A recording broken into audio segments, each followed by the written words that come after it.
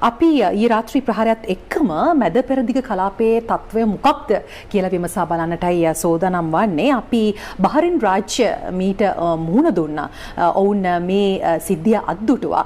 එහි රැඳී සිටින නිවුස් ෆස්ට් අප වාර්තාකරු අශේන් තාරක අශේන් අපි සම්බන්ධ කරගන්නවා මේ වෙලාවේදී බහරින් රාජ්‍යයේ සිට මේ මැද පෙරදිග කලාපය සහ ඒ ආශ්‍රිත අර්බුදය පිළිබඳව ඔහු අත්විඳ දේ අපිට ප්‍රකාශ කරන්න.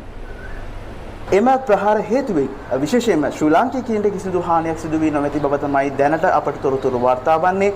ඊයේ රාත්‍රියේ ඇති වූ තත්ත්වය පිළිබඳව බහරේනයේ සිට ඔබට තොරතුරු ගෙනෙනවා නම් බහරේන් රාජ්‍යය තුළ ඊයේ රාත්‍රියේ 7:37ට පමණ ආරක්ෂක සීනු නාදවීමක් සිදු වුණා. පැය එකහමාරකට ආසන්න කාලයක් එම ආරක්ෂක සීනු නාදවීම සිදු වීම තිබුණා. මෙහි ආරක්ෂක අංශ සඳහන් කර සිටියේ බහරේනයේ ගුවන් කලාපයේ හරහා ගමන් කළ හඳුනා නොගත් වස්තුවක් හේතුවෙන් ඔවුන්ට එම අනතුරු ඇඟවීමේ සංඥා නිකුත් කිරීම සිදු වූ බව තමයි ඔවුන් අපට වාර්තා කර සිටියේ. ඒ හේතුවෙන් බොහෝ දෙනා විශේෂයෙන්ම පුරවැසියන් සහ මේ රට ඇතුළේ සිටිනා වූ සියලුම දෙනාට සිදු වුණා ආරක්ෂිත ස්ථාන වෙත යොමු වන්නට.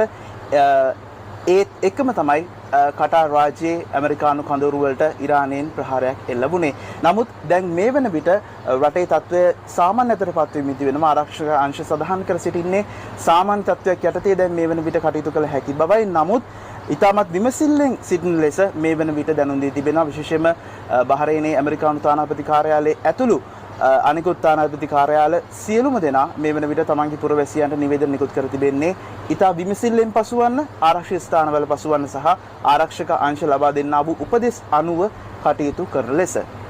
ඒ වගේම මීට ටික වෙලාවකට පෙර ලෝක ආර්ථික සංසදයේ නිවේදන නිකුත් කරමින් සඳහන් කර සිටියේ දැනට මේ මැද පෙරදිග ඇතිවීමෙන් තිබෙනා වූ තත්ත්වයේ හේතුවෙන් ඉදිරියේදී ලෝකයේ දරුණු ආර්ථික විපාකයන්ට මුහුණ දීමේ අවධානමක් ඇති බවත් ඊට කඩිනමින් විසඳුම් සෙවිය යුතු බවක් තමයි ඔවුන් සඳහන් කර තිබෙන්නේ. කෙසේ වෙතත් මෙයයි මේ වන විට මැද පෙරදිග තිබෙනා වූ තත්ත්වය ඔබට යලිත් තොරතුරු වාර්තා කිරීමේ අපේක්ෂාවෙන් මම සමුගන්නවා. මම අශේන් තාරක නිවුස් ෆස්ට් වෙනුවෙන්.